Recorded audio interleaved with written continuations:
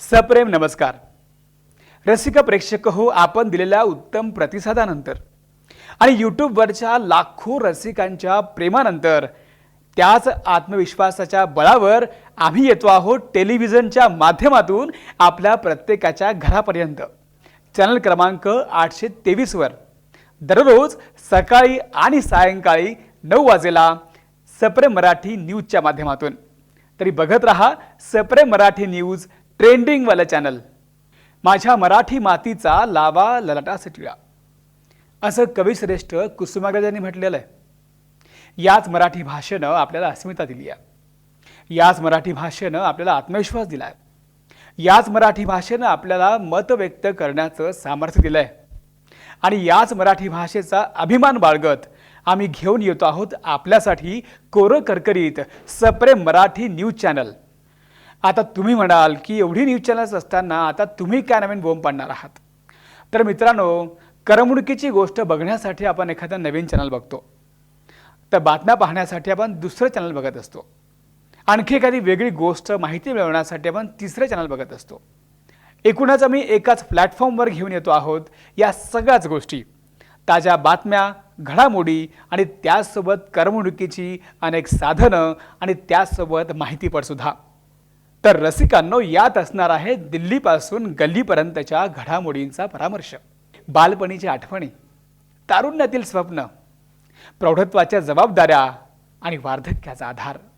तर आम्ही घेणार आहोत मनोरंजनाच्या दुनियेतील प्रत्येक घडामोडीची दखल, चित्रपट नाटकांचं समीक्षण, कलावंतांच्या मुलाखती आणि बरंच काही. आणि हो, जर तुम्हाला जिभेचे चोचले पुरवण्यासाठी घराच्या बाहेर पडायचं असेल तर त्याचे व्हेन्यू कार्ड सुद्धा इथे मिळणार आहे.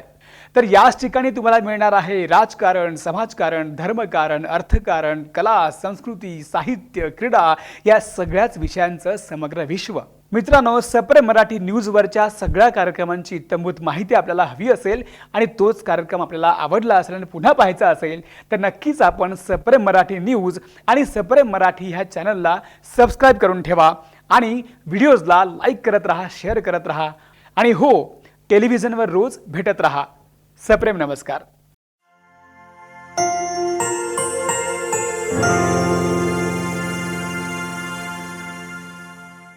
Zero down payment, zero processing fee आणि झिरो इंटरेस्टवर सुलभ हप्त्याने सर्व प्रकारचे रेडीमेड आणि कस्टमाइज्ड फर्निचर खरेदी करा. आपल्या घरांना गेल्या 40 वर्षांपासून सजवणारे एकविरा फर्निचर आपल्यासाठी घेऊन आले आहेत आजपर्यंतची सर्वात भव्य एक्सचेंज आणि फायनान्स ऑफर. सागवान, प्लायवूड, मेटल फर्निचरचे असंख्य पर्याय उपलब्ध असलेले नाशिक मधील सर्वात भव्य फर्निचर शोरूम एकविरा फर्निचर. आमच्या शाखा लेखानगर, त्रिमूर्ती चौक आणि म्हसरूळ. संपर्क 8975456223 किंवा 9373902900. सप्रेम नमस्कार. सप्रेम मराठीच्या विशेष नवरात्र उत्सवामध्ये आपण साजरा करतो आहोत स्वयंसिद्धा कार्यक्रम. आणि या स्वयंसिद्धामध्ये आपण समाजातल्या राजकीय, सामाजिक, सांस्कृतिक आणि औद्योगिक क्षेत्रातल्या अनेक महिलांना आमंत्रित करत आहोत. आणि आज आपल्या स्टुडिओमध्ये स्वयंसिद्धेच्या भागामध्ये अशाच एक पाहुण्या आमंत्रित केलेल्या आहेत. त्यांचं नाव आहे नीता वैद्य आणि त्यांनी स्वतःची एक उत्तम अशी टूर्स अँड टुरिझम मधली एक कंपनी स्थापित केलेली आहे. त्याचं नाव आहे जिज्ञासा ॲडव्हेंचर्स अँड टूर्स. ॲडव्हेंचर प्रत्येकाला आवडतंच. प्रत्येकाला वाटतं की आपण काहीतरी ॲडव्हेंचर केलं पाहिजे, काहीतरी वेगळं काम केलं पाहिजे. काही लोकांना फिरायची आवड असते, देशविदेशात फिरायची आवड असते. अशा लोकांसाठी आपण आज विशेषतः आमंत्रित केलेलं आहे, कारण त्यांच्याशी आपण भरपूर गप्पा मारणार आहोत आणि त्यांच्याच सोबत आपण वर्ल्ड टूर करणार आहोत. So most welcome. नमस्कार. नीताजी, आपलं मनापासून स्वागत आहे. आज आमच्या रसिकांसाठी खास तुम्हाला आमंत्रित केलं यासाठी आहे की आपल्याला जाणून घ्यायचा आहे नेमका हा प्रवास कसा असतो. अनेक लोकांना प्रवास आवडतो, काही लोकांना प्रवास अजिबात आवडत नाही, असं आहे. पण तुम्ही अशा क्षेत्रात काम करत आहात ज्या क्षेत्रामध्ये तुम्ही लोकांना तुमच्यासोबत घेऊन जातात. नुसतं घेऊन जात नाही तर आगळा अनुभव त्यांना देत असतात. आणि हा अनुभव तुमचा नेमका कसा आणि कधी सुरू झाला हे आम्हाला जाणून घ्यायचं आहे. नक्कीच आपण सगळेजण आज छान गप्पा मारूयात आपण दोघंही आणि सगळ्यांना त्या निमित्ताने आपण त्याद्वारे भारताची आणि जगाची सफर घडवूयात. तत्पूर्वी मला आपल्या सगळ्यांना शारदीय नवरात्राच्या शुभेच्छा द्यायच्या आहेत. आणि आपल्या ज्या नवदुर्गा आहेत त्या नवदुर्गांकडनं आपण सगळ्यांनी शक्ती घ्यायची आहे ही आणि शक्ती आपण स्वीकारायची आहे. सो सर, आपला प्रश्न की हा प्रवास सुरू कसा झाला. तर सगळ्यात महत्त्वाचं म्हणजे जसं तुम्ही म्हणालात की फिरण्याची आवड सगळ्यांना असते, काहीतरी ॲडव्हेंचरस प्रत्येकामध्ये दडलेलं असतं. तसं माझ्यातही होतं. मी शाळेमध्ये म्हणलं तर खूप अशी व्रात्य किंवा अवखळ मुलगी होते. खूप खेळायला आवडायचं, घराच्या बाहेर म्हणजे वर्गाच्या बाहेर राहण्यामध्ये जास्त आवड होती थोडक्यात. आणि थोडं एक शेतकरी कुटुंबाचं बॅकग्राऊंड असल्या कारणाने शेतामध्ये राहणं हे पण खूप फ्रिक्वेंटली व्हायचं काका काकूंबरोबर. सो ही आवड असतानाच 10वीच्या सुट्टीमध्ये म्हणजे आपल्याला एक असं डोक्यात असतं ना की ही शेवटची सुट्टी बरं का आयुष्यातली मोठी सुट्टी, ह्याच्यानंतर मोठी सुट्टी तुम्हाला मिळणार नाही आहे. सो हे करताना की मी 10वीच्या सुट्टीमध्ये 10वीची परीक्षा संपली आणि अहमदनगरचं माझं माहेर, अहमदनगरहून आम्ही काही जणं ट्रेकिंगला जायचं असं ठरलं. सो पहिलाच ट्रेक आम्ही ठरवला जो महाराष्ट्रातला अत्यंत सुंदर आणि थोडासा कठीण स्वरूपात मोडणारा हरिश्चंद्रगड. 1990 सालच्या एप्रिल महिन्यामध्ये आम्ही हरिश्चंद्रगडच्या ट्रेकवर गेलो आणि माझ्यासाठी एक अतिशय नवीन विश्व खुलं झालं. म्हणजे हार्डली 15-16 वर्षांची होते मी आणि त्या काळामध्ये जे काय बघितलं अनुभवलं तेव्हा ठरवलं की हे आपण कायम करत राहायचं, कारण ह्याच्यातून माणूस म्हणून समृद्ध व्हायला खूप मदत होते किंवा आपले पर्स्पेक्टिव्ह असतात, व्ह्यूज असतात, आपल्या दृष्टिकोन बदलत जातो. सो त्यामुळे तेव्हापासून पुढे ट्रेकिंगची सुरुवात झालीच. एकूणच तुमच्या कॅमेऱ्यात तेव्हा सगळे फोटोग्राफ तेव्हा कॅप्चर केले गेले आणि तुम्हाला असं वाटलं की जे डोळ्याने मी बघते आहे, जे मला आवडत आहे ते इतरांना पण आवडावं, अगदी इतर निश्चितच. लोकांचा अनुभव घ्यावा, कदाचित अशी भूमिका तुमच्या मनात निर्माण झाली असावी. Yes. आणि मग तुम्हाला असं कधी वाटलं की आपण हे व्यवसाय म्हणून या गोष्टीकडे बघावं आणि कसं ते सुरू झालं? ओके, आता सुरुवातीला ना मी फक्त म्हणजे माझंही वय कमी होतं, आम्ही फक्त काही जण मिळून ट्रेकिंग करत होतो अहमदनगरच्या आसपास, म्हणजे नगर, पुणे, ठाणे ह्या जिल्ह्यांच्या, नाशिक ह्या जिल्ह्यांच्या बॉर्डर्स कनेक्ट होतात. सो त्या भागामध्ये सह्याद्री खूप समृद्ध आहे. सो तिथे आम्ही नगरहून बरेच जण ट्रेकिंगला जायचो. मग तिथे आम्ही ओंकार ट्रेकर्स नावाची एक संस्था रजिस्टर केली आणि मग ग्रुपनी संस्थात्मक ट्रेक्स आम्ही सुरू केले त्याच वेळेला आणि हळूहळू छोटे छोटे ट्रेक्स लीड करायला सुरुवात केली.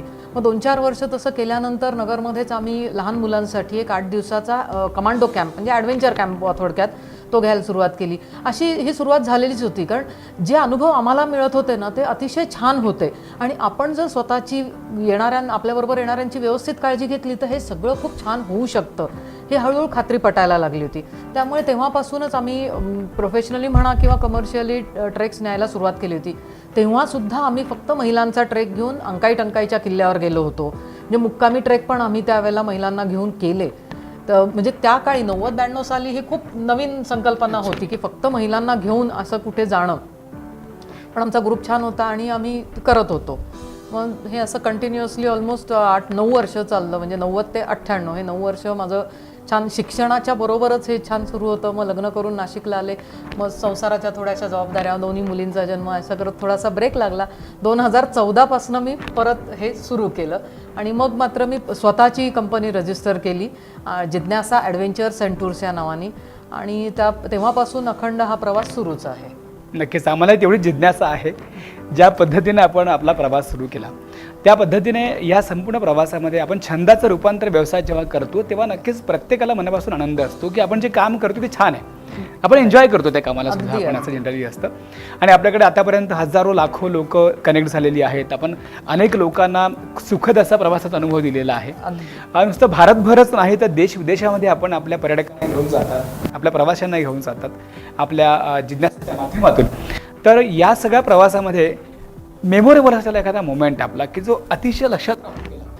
म्हणलं तर अनेक आहेत. म्हणजे काही ट्रेक्सचे आहेत, काही टूरचे आहेत, काही जंगल टूरचे पण आहेत. आम्ही जंगल सफारी करत असताना ती अत्यंत देखणी वाघीण ज्या वेळेला आपल्या जीपच्या मागे आपल्याबरोबर साधारणतः 20 मिनिटं चालत येते, तो जो काय अनुभव असतो ना तो म्हणजे थ्रिलिंग आणि म्हणजे वर्णन सुद्धा नाही करू शकत. त्या गोष्टी अनुभवायलाच पाहिजेत. ट्रेकला असताना अनेक वेळा म्हणजे आपल्यापैकी जे ट्रेकिंग करतात ते अगदी 100% खात्रीपूर्वक सांगू शकतील की कुठल्याही ट्रेकमध्ये, मग तो तुम्ही सह्याद्रीत करा किंवा हिमालयात करा, कुठे ना कुठे कुत्रा हा आपला वाटाड्या बनतो. तर उत्तराखंडमध्ये एक ग्लेशियर ट्रेक करत असताना लेडीज स्पेशल बॅच होती माझी 2014 साली. फक्त महिलांना घेऊन 17 महिलांना घेऊन मी महिला आणि मुलींना घेऊन पिंडारी काफनी या ग्लेशियरच्या ट्रेकला मी गेलेले असताना माकडांची टोळी धाडधाड करत वरतून डोंगरावरनं उंचावरून खाली येत होती. आमच्या कुत्र्यांनी इतक्या आवेशात जाऊन त्या माकडांना थांबवलं. आम्हाला अक्षरशः एका ठिकाणी स्तब्ध उभं केल्यासारखं त्यांनी ऑर्डर दिली की इथून हालायचं नाही मी येईपर्यंत. जे ह्या गोष्टी ज्या वेळेला तुम्ही अनुभवता ना, तेव्हा जाणवतं की निसर्गातला प्रत्येक घटक आपल्या पाठीशी उभा असतो. आणि कुठेही आपल्याला संकटात पडलो आपण, जरा जरी जाणवलं की संकट येतं तर असे अनेक घटक आपल्याला पाठीशी उभे असतात, आपलं रक्षण करतात. जे माझ्या दृष्टीने तर निसर्गातला प्रत्येक घटक हा आपल्या भल्यासाठीच आहे. क्या बात आहे. म्हणजे असं म्हणतात कधी कधी, म्हणजे बऱ्याचदा असं म्हटलं जातं की निसर्ग हा देवाचं दुसरं रूप आहे, दुसरं स्वरूप आहे असं म्हणतात. आणि देवाचंच रूप आहे, देवाचंच रूप आहे असं जरी म्हणत असलो तरी तुम्ही जे म्हणतात मगाशी तुमच्या अनुभवातून जाणवलं की एक प्रत्येक घटक खूप महत्त्वाचा असतो. अगदी एक आहे. साधा कुत्रा तुम्हाला त्या सगळ्या प्रसंगातून वाचवून गेला. तुम्ही जेव्हा सांगत होता डोळ्यासमोर सगळं चित्र आमच्या नक्कीच ते उभं राहिलं. आणि असे चित्र आपल्या डोळ्यासमोर जेव्हा उभे राहतात तेव्हा प्रत्येकाला वाटतं की मी सुद्धा एकदा तरी असं ट्रेकला गेला पाहिजे, एकदा तरी छान टूरला गेला पाहिजे, एकदा तरी छान असं ॲडव्हेंचर्स केला पाहिजे असं प्रत्येकाला वाटत असतं. जर असं वाटत असेल तर जिज्ञासा या संदर्भातला एक नंबर आपण दिलेला आहे, कॉन्टॅक्ट नंबर समोर आहे नीता मॅमचा. आपण नक्की संपर्क साधा आणि आजच आपलं बुकिंग करून घ्या. प्रवास सुरू आहे, गप्पा सुरू आहेत तुमच्यासोबत, पण मध्ये आम्ही प्रमोशन पण करतो ना, असं म्हणून चालू आहे. ओके नीता ताई, मला विचारायचं आहे तुम्हाला असं की या सगळ्या प्रवासामध्ये असे काही प्रवासी असतात जे आपल्याला लाईफ टाईम लक्षात राहून जातात. काही लोक अगदी छान नातं बनवतात, तर काही लोक छान आठवणीतले राहून जातात. असं कोणी लक्षात आहे तुमच्या आयुष्यभर एकदम लक्षात राहून गेलं असं व्यक्ती? हो, खरं पाहिलं ना तर 90 सालापासून ज्यांच्या बरोबर मी ट्रेक्स केले, मग तो माझा स्वतःचा ग्रुप असो किंवा माझ्याबरोबर आलेले लहान मुलं असतील, मोठी माणसं असतील, महिला असतील, ते आजपर्यंत म्हणजे मला प्रत्येकाच्या विषयी काही ना काही आठवण निश्चितच आहे. अनेक वेळा लहान लहान मुलंसुद्धा आपल्याला इतकं शिकवून जातात ना. तसं पाहिलं तर आपल्या वयात अंतर खूप असतं. वयस्कर लोकांना, सिनियर सिटीजन्सच्या आम्ही काही टूर्स करतो. आपल्या वयामध्ये म्हणजे ते माझ्या आईवडिलांच्या, आजी आजोबांच्या वयाचे असतात, पण तिथे आपण सगळे एका वयाचे होऊन जातो. ज्यावेळेला मी 8 वर्षाचं मूल आणि 60 वर्षाचे आजोबा यांना घेऊन एकत्र ट्रेक करते, त्यावेळेला मुलं सुरुवातीला थोडेसे नाराज होतात, आम्हाला आजोबा आले तर मस्ती नाही करता येणार. आजोबांना वाटतं बापरे आता ही पोरं नुसती दंगा करणार. पण तिथे जे त्यांच्यामध्ये बॉन्डिंग तयार होतं ना, ते मे बी घरी पण नाही बनत. कारण घरामध्ये ना प्रत्येकजण आपापल्या रोलमध्ये असतो. नातू हा नातवाच्या रोलमध्ये असतो, आई बाबा आईबाबांच्या रोलमध्ये असतात, आजी आजोबांच्या रोलमध्ये असतात. आणि तिथे प्रत्येकजण आपला रोल सोडून एक इंडिव्हिज्युअल असतो आणि मजा करायला आलेला असतो. त्यामुळे असे खूप छान अनुभव आहेत आणि प्रत्येक अनुभव हा मला समृद्ध करून जातो. माझ्याबरोबर येणारा प्रत्येक जण मला काही ना काही शिकवून जातो, मला अनुभवांनी समृद्ध करत जातो. जेव्हा आपण एखाद्या टूरला निघतो तेव्हा अनेक लोकांचा प्रश्न असतो की नेमकं काय तयारी केली पाहिजे, काय काय करायला नको, काय काय सोबत घेऊन जायला पाहिजे. बरं, ट्रेकवर जाताना बऱ्याचदा होतं की खूप वस्तू जड होतात, खूप सारे घेऊन जावं लागतात, असं होतं. तर तुमच्या अनुभवातून थोडंसं आमच्या रसिकांना पण सांगा की नेमकं काय आपण प्रिपरेशन केलं पाहिजे, बेसिकली काय तयारी केली पाहिजे. येस, आता एस्पेशली आपल्याला ज्यावेळेला स्वतःचं ओझं स्वतः घेऊन चालायचं आहे ना, ते म्हणजे ट्रेकिंग करताना. त्यावेळेला आम्ही एक तर सगळ्यात आधी ट्रेकला येणाऱ्यांच्याकडनं म्हणजे एक उदाहरणादाखल तुमच्या मुलांना तुम्हाला पाठवायचं आहे. मुलांचं वय आहे समजा 10 वर्ष आणि 13 वर्ष, तर त्यांच्याशी आणि आईबाबांशी किंवा घरच्यांशी व्यवस्थित आम्ही बोलून घेतो की आम्ही कुठे जातो आहे, तिथली जॉग्रफी कशी आहे, टेरेन कसा आहे, ट्रेकची डिफिकल्टी लेवल कशी आहे, आमच्या ॲक्टिव्हिटीज काय काय असणार आहे, डेली शेड्यूल कसं असणार आहे, ह्या सगळ्याची पूर्वकल्पना तुम्हाला जाते. आणि ह्याच्यातनं तुमचा कन्सेंट आल्यानंतरच आम्ही तुमचं रजिस्ट्रेशन करवतो. त्याच्यामध्ये फिजिकल फिटनेसचा भाग हा डेफिनेटली असतो, पण काय काय वस्तू बरोबर न्यायच्या ह्याची पूर्ण यादी दिली जाते. माझ्याकडे मी डेमो देते मुलांच्या आणि आईवडिलांची. ज्या वेळेला मीटिंग होते त्यावेळेला डेमो दिले जातात की आपली अशी सॅक असणार आहे, ही सॅक भरताना काय सिक्वेन्सनी भरायची आहे. तुम्हाला फ्रिक्वेंटली लागणाऱ्या गोष्टी जर तुम्ही सॅकमध्ये सगळ्यात तळाशी ठेवल्या तर त्याचा काहीच उपयोग नाही आहे. तुमचं फर्स्ट एड आहे, पाण्याची बाटली आहे, मंकी कॅप आहे किंवा रेनकोट पॉन्चो आहे, हे तुमचं वरती हाताशी असलं पाहिजे. औषध आहे, काही खाऊ आहे, हेवी आयटम जे आहेत, जे स्लिपिंग बॅग जे तुम्हाला कॅम्पसाईटवरच लागणार आहे, तर हे खाली असलं पाहिजे. अनेकदा काय होतं की आता मोठे ट्रेक जे असतात त्याला आजकाल आम्ही पोर्टरच घेऊन जातो, खच्चर किंवा पोर्टर. मग ते मेजर सामान असतं ते त्यांच्याबरोबर गेलेलं असतं, पण आपला डे सॅक किंवा डे बॅग जी असते ती आपल्याबरोबर असते. तर ती बॅग कशी भरायची इथपासून सगळं आम्ही मुलांना दाखवतो किंवा पार्टिसिपंट्सना दाखवतो.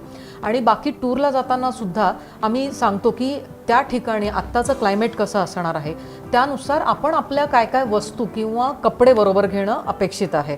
सो या सगळ्या गोष्टींचं प्रॉपर ट्रेनिंग दिलं जातं. व्हिडिओज मी छोटे छोटे बनवून त्यांना देते की ज्या सीझनमध्ये ज्या ठिकाणी आपण जातोय तिथल्या काही गरजा असतात ज्या आपण आपल्या हिशोबाने आपण तसे कपडे कॅरी करायचे असतात. आणि एक म्हणजे बिईंग अ ट्रेकर एक साधा मंत्र मी सांगते, जस्ट ट्रॅव्हल लाईट. कमीत कमी वस्तू आणि कमीत कमी कपड्यांमध्ये ट्रॅव्हल करा. अल्टिमेटली होतं काय, लोकांचा अट्टहास खूप कपडे नेण्यासाठी का असतो, मला प्रत्येक फोटो हा नवीन कपड्यात किंवा वेगळ्या कपड्यात यावा, प्रत्येक लोकेशनला माझे कपडे वेगळे असावेत. पण बिलीव्ह मी, लोक बघतात ना ते त्यांचं सगळं लक्ष हे सिनरीकडे असतं, पण त्यांनी ती पाहिलेली नसते. व्यक्ती म्हणून आपल्याला ते नेहमीच बघत असतात. त्यामुळे तुम्ही तेच कपडे रिपीटेडली 10 दिवस घातले तरी अनेकदा लोकांच्या लक्षात पण येत नाही यांनी कपडे रिपीट केले, पण लोकेशनकडे लक्ष असतं. आणि त्या धडपडीसाठी तुम्ही इतके सारे कपडे घेऊन जाता जे ओझं तुम्ही स्वतः कॅरी करता. So especially on treks travel light, even on tours. कारण बऱ्याच वेळा काय होतं, आपल्याकडे जरी आपण पोर्टर्स घेतले किंवा गाड्या असतात पण ते सगळं तुम्हाला सांभाळणं आहे. त्यामुळे शक्यतो माझं सांगणं असतं की कमीत कमी वस्तू कमीत कमी कपड्यांमध्ये जेवढं गरजेचं आहे तेवढं निश्चितच घ्यायचं आहे, पण विनाकारण जास्त सामान घेऊन ट्रॅव्हल करू नये. जेवढं शक्य आहे तेवढं हलकं फुलकं सामान आपल्याला. आय थिंक त्याचा नेमकं काय बेनिफिट असं वेगळा काय आगळं असलं काय मिळणार जेणेकरून त्या जिज्ञासासोबत त्या प्रवासाला वेगळा मिळेल? ओके, जिज्ञासाची टॅगलाईन आहे एक्सपिरियन्स द इनक्रेडिबल.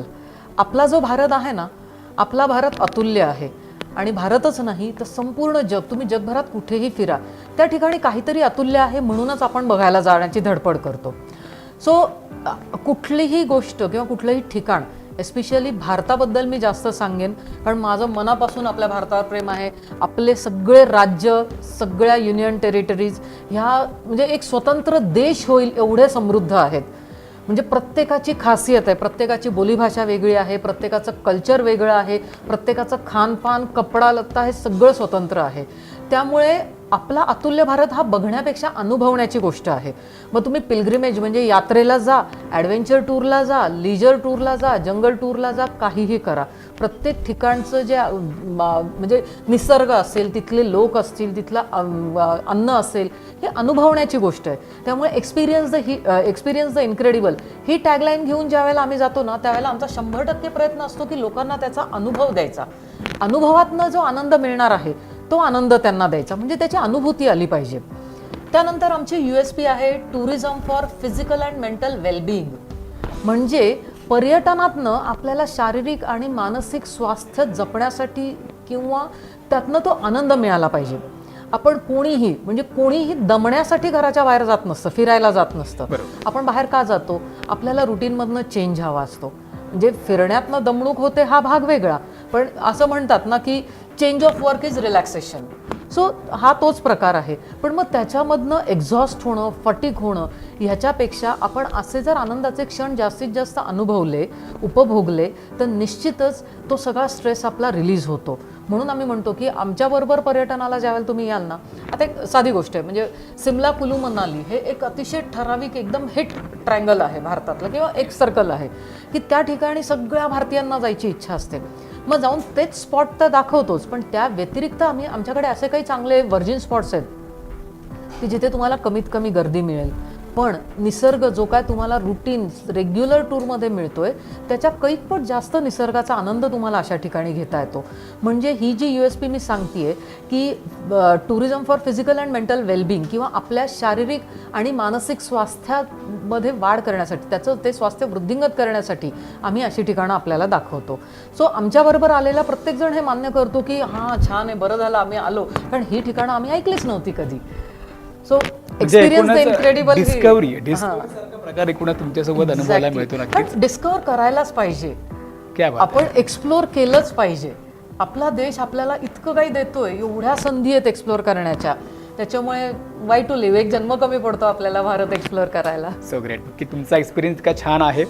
आणि नक्कीच काश्मीर ते कन्याकुमारी ज्याला जायचं असेल किंवा गेलेला नसाल तर नक्कीच एकदा जिज्ञासाला आपण कॉन्टॅक्ट करा आणि एकदा तो अनुभवा, म्हणजे तुम्हाला लाईफ टाईम आपण काहीतरी मिळवल्याचं जो काही समाधान आहे ते नक्कीच मिळणार आहे. आता नीताजींनी सांगितलं आता की 2 जन्म पूर्ण पडतील इतका सुंदर आपला भारत आहे, इन्क्रेडिबल इंडिया आपण म्हणतो, तर नक्की त्याचा अनुभव आपल्याला जिज्ञासासोबत, नीता वैद्य यांच्यासोबत मिळणार आहे. त्यांचा कॉन्टॅक्ट नंबर दिलेला आहे, आपण नक्की त्यांना संपर्क साधू शकता. मला आणखी बोलता बोलता एक प्रश्न विचारायचा आहे की जसं सॅड मोमेंट असतो, हॅपी मोमेंट असतो, तसं कधी तुमच्यासोबत घडलं एखादा प्रसंग तुम्हाला फार काहीतरी दुःख देऊन गेला, काही असं लक्षात राहून गेला, असं मेमोरेबल असा? नाही, अजूनपर्यंत टूरवर दुःखदायक तर निश्चितच घडलेलं नाही आहे. म्हणजे ड्युरिंग द टूर घडलं नाही, पण ज्या वेळेला केदारनाथचा प्रलय झाला आणि त्याच्या इमिडिएटली 2013 साली ही घटना घडली आणि 2014 साली मी त्याच भागामध्ये ट्रेक केला होता. म्हणजे केदारनाथमध्ये नाही, कुमाऊमध्ये केला होता.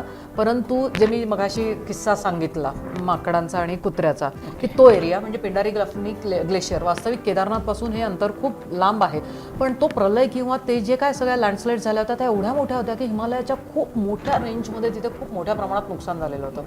आणि तो एरिया मी पूर्वी, तो ट्रेक मी बऱ्याच पूर्वी, एक साधारण 13-14 वर्षापूर्वी पण केलेला होता.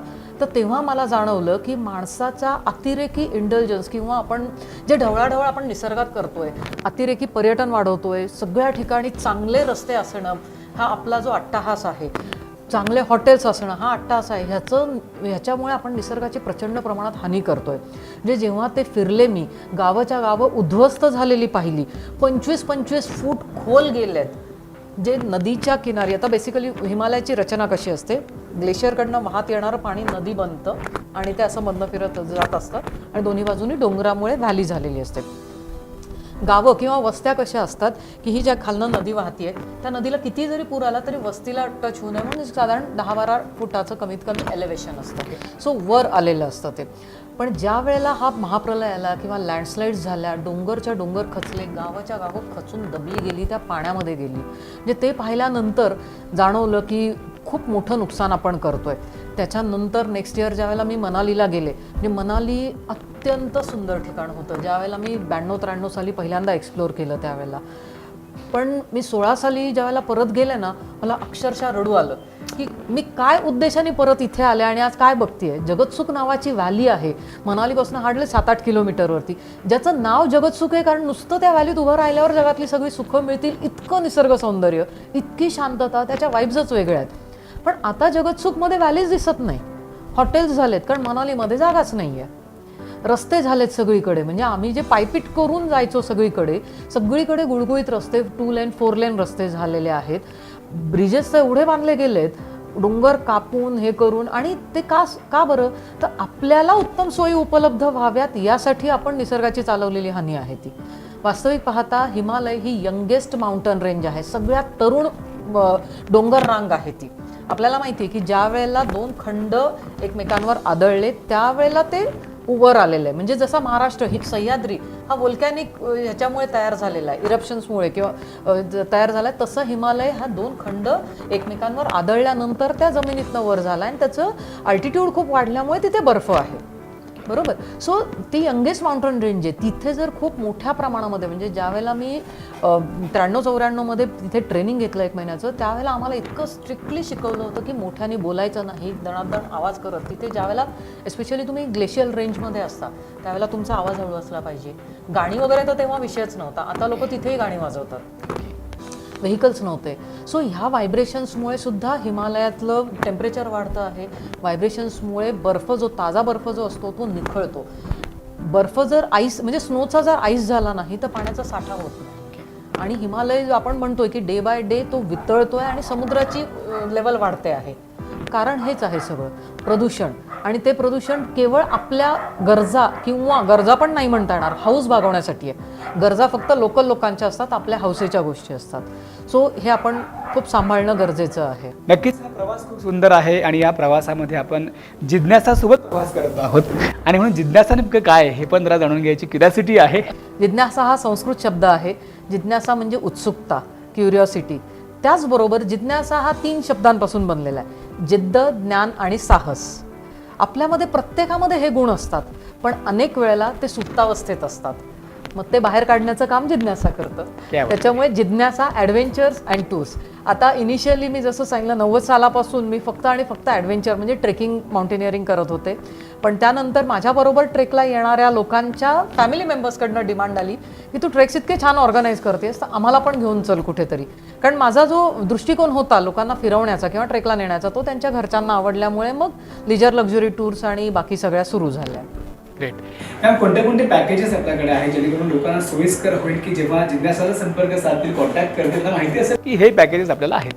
येस, आता जसं तुम्ही मगाशी म्हणालात काश्मीर ते कन्याकुमारी आणि इकडे रण ऑफ कच्छ ते आसाम सगळेच पॅकेजेस आपण करतो. मी स्वतः भरपूर भारत एक्सप्लोअर केलेला आहे, ज्याच्यामुळे मला वयोगटानुसार बरोबर माहिती आहे की कुठल्या वयोगटासाठी तिथे काय योग्य असेल. सो बेसिकली आम्ही जास्तीत जास्त काम हे फॅमिली इंडिव्हिज्युअल टूर्सवरती कस्टमाइज किंवा टेलरमेड टूर्समध्ये करतो. आमच्या बऱ्याचशा ग्रुप टूर्स पण असतात. ट्रेक्स जे असतात ते ग्रुप ट्रेक्स असतात. तुमचा स्वतःचा ग्रुप असेल आणि तुम्हाला कुठेही भारतात ट्रेकिंगला जायचं असेल तर त्या ठिकाणी मी अरेंजमेंट करू शकते. माझी हिमालयातल्या प्रत्येक राज्यामध्ये गव्हर्नमेंट इन्स्टिट्यूशन्स आणि काही प्रायव्हेट इन्स्टिट्यूशन्समध्ये माझ्या टीम्स आहेत. तिथे सर्टिफाईड आपल्याकडे माउंटेनियर्स आहेत. माझ्याबरोबर मोठ्या ट्रेक्सला एव्हरेस्टर्स असतात, फार्मसिस्ट, डॉक्टर्स असतात. त्यामुळे ह्या सगळ्या गोष्टींनी युक्त अशी आपली संपूर्ण टीम असते. आणि आपल्याला फॅमिलीबरोबर, फ्रेंड्सबरोबर भारतभरात कुठेही सहलीला जायचं असेल, हटके अनुभव घ्यायचे असतील तर जिज्ञासाला पर्याय नाही. त्याच्यामुळे जिज्ञासाला नक्कीच संपर्क साधा तुम्ही. आता भारतातला पर्यटनाचा हंगाम नुकताच सुरू होतोय. दुर्गापूजा म्हणजेच घटस्थापनेपासून भारतातला पर्यटनाचा हंगाम सुरू होतो असं म्हणतात. सो आतापासून आता येते 3 ते 4 महिने लाईक नोव्हेंबर, डिसेंबर, जानेवारी, फेब्रुवारी, मार्च महिन्यापासून थोडीशी हीट वाढायला लागते, ऊन सुरू होतं. त्यामुळे हे 4 महिने तर पीक सीझन आहे पर्यटनासाठी. सो संपूर्ण भारतामध्ये या 4 महिन्यांमध्ये आपण प्रवास करू शकतो, पर्यटनाचा आनंद घेऊ शकतो. डिसेंबरनंतर साधारण 20 डिसेंबरनंतर अति उत्तरेतल्या म्हणजे हिमालयन राज्यांमध्ये बर्फवृष्टी होते. त्यावेळेला ज्यांना बर्फवृष्टीचा आनंद घ्यायचा आहे, बर्फातल्या पर्यटनाचा आनंद घ्यायचा आहे, आमचे त्यावेळेला विंटर ट्रेक्स पण असतात. त्यावेळेला तुम्ही त्या राज्यांचा आनंद घेऊ शकता. अदरवाईज काश्मीर ते कन्याकुमारी आणि इकडे जसं मी म्हणलं रणोत्सव जो गेल्या काही वर्षांपासून सुरू झालेला आहे, नोव्हेंबर, डिसेंबर, जानेवारी, फेब्रुवारी ह्या 4 महिन्यांमध्ये रणोत्सव असतो. रणोत्सवच्या आमच्या खूप छान टूर्स असतात, ग्रुप टूर्स असतात, फॅमिली टूर्स पण असतात, म्हणजे इंडिव्हिज्युअल टूर्स पण असतात. तर अशा संपूर्ण भारतभर हे 4 महिने पर्यटन चालू असतं. त्याचबरोबर अंदमानमध्ये म्हणजे अंदमान आपल्याला सगळ्यांना माहिती आहे, स्वातंत्र्यवीर सावरकरांना तिथे काळ्या पाण्याची शिक्षा झालेली होती. सो तो एक अतिशय वेगळा अनुभव आहे. सेल्युलर जेलमध्ये जाऊन सावरकरांची कोठडी बघणं आणि तिथला लाईट अँड साऊंड शो बघणं हे एक देशभक्तीच्या हिशोबाने झालं. पण अंदमान हे अत्यंत सुंदर ठिकाण आहे. ज्यांना कोणाला कुठल्याही प्रकारच्या ॲडव्हेंचरची आवड आहे त्यांनी अंदमान अजिबात सोडू नये. बीचेस अप्रतिम आहेत, वॉटर स्पोर्ट्स अप्रतिम आहेत, तिथे हिल्स आहेत चांगल्या, म्हणजे छोटे छोटे ट्रेक्स किंवा ट्रेल्स पण तिथे खूप चांगले आहेत. तुम्ही नील आयलंडसारख्या ठिकाणी जाऊन रॉस आयलंडसारख्या ठिकाणी जाऊन तुम्ही अनुराधा राव यांच्याबरोबर त्यांची जी हरणांची फॅमिली आहे त्यांच्याबरोबर तुम्ही म्हणजे गप्पा करू शकता. त्या हरणांच्या मध्ये छान वेळ घालवू शकता. खूप वेगळा अनुभव आहे. जरावा जे बार्टांगा आयलंडला जरावाज आहेत किंवा तिथे मॅनग्रोव्ज म्हणजे खारफुटीची जंगलं आहेत, तिथे काही केव्ज आहेत, लाईम केव्ज आहेत, तर त्या केविंगचा आनंद आपण घेऊ शकतो. सो एक साधारणतः 8 दिवसाची आयटनरीज आपण बनवली, 8 नाईट 9 डेज, तर अंदमानचं खूप सुंदर आनंद आपल्याला घेता येतो. नंतर ह्युमिडिटी सुरू होते, ऊन वाढतं, त्याच्यामुळे नोव्हेंबर ते फेब्रुवारी हा उत्तम हंगाम आहे अंदमानच्या दृष्टीने. आणि बाकी भारतभरात तर आपण फिरू शकतो. आता आमच्या ज्या आहेत त्या दिवाळीमध्ये जर तुम्हाला कुठे जायचं असेल तर दिवाळीच्यासाठी तुम्ही आमच्याकडे बुकिंग करू शकता. दिवाळीचं ऑलमोस्ट आता ॲक्च्युली बुकिंग फुल आहेत, परंतु दिवाळीच्या नंतर कुठेही जायचं असेल तर तुम्ही आम्हाला नक्कीच संपर्क साधू शकता. तुमच्या आवडीनुसार तुम्ही कोण जाताय त्याच्यानुसार, म्हणजे घरातला काय वयोगट प्रवास करतोय, तुमच्या उद्दिष्टांनुसार आम्ही आपल्याला छान पॅकेज बनवून देऊ. ह्याच्याच जोडीला आम्ही सोशल टूर्स पण घेतो. बाबा आमटेंच्या जे प्रोजेक्ट्स आहेत आनंदवन, हेमलकसा, सोमनाथ हे 3 प्रोजेक्ट्स आणि त्याच्या जोडीला ताडोबाच्या जंगल सफारी हे आम्ही देतो. हे आमची 6 दिवसांची खूप छान सोशल टूर असते. तर त्या सोशल टूर्स आमच्या आता दिवाळीनंतर सुरू होतात. त्याला तुम्ही आम्हाला जॉईन करू शकता. आमच्या ग्रुप टूरमध्ये येऊ शकता किंवा तुम्हाला तुमच्या फॅमिलीला जायचं असेल तर मी ते सुद्धा तुमचं बुकिंग करून देऊ शकते. भारतभरातली जंगलं आता ऑक्टोबरनंतर ओपन होतात. साधारणतः असं म्हणलं जातं की मध्य भारत आणि दक्षिण भारतातली जंगलं जून ते ऑक्टोबर एंड बंद असतात, कारण प्राण्यांचा ब्रीडिंग सीझन असतो, मॉन्सून असतो म्हणून. सो आता जंगल्स ओपन होतील. आता जंगल सफारीसाठी, जंगल टूर्ससाठी खूप सुंदर हंगाम आहे हा. सो जंगलाचा आनंद आणि अनुभव घेण्यासाठी संपूर्ण भारतातली जंगलं आपण या सीझनमध्ये फिरू शकतो. विंटर ट्रेक्स असतात आमचे नोव्हेंबरपासून साधारणतः. तुम्हाला स्नो ट्रेक करायचे असतील तर डिसेंबर एंड नंतर साधारण फेब्रुवारीपर्यंत टफ ट्रेक्स आहेत, मात्र ते थोडंसं डिफिकल्टी लेवल हाय जाते, ते ट्रेक्स आहेत. परत मार्चपासून थोडा बर्फ वितळायला लागला की समर ट्रेक्स सुरू होतात. मग टिल 15 जून समर ट्रेक्स चालतात.